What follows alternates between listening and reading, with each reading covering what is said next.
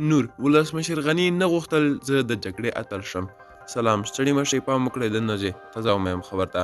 دوستانو پر الله سره ویډیو کې ګورئ او زموږ یوټیوب چینل سبسکرایب کړئ تر څو نوې تازه معلومات تر تاسو ته ورسیږي.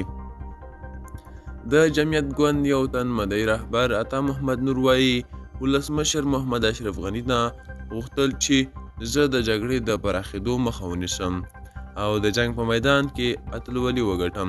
د ښاغلي نور په خبره ما او پخواني ولسمشر حامد کرزي افغانستان کې د ولسمشرۍ ټاکنې نه غوښتنې او سولې ته مې لومړیتوب ورکوو، خو ولسمشر غني پر انتخاباتو ټینګار درلود چې پایله یې معکوس شوه.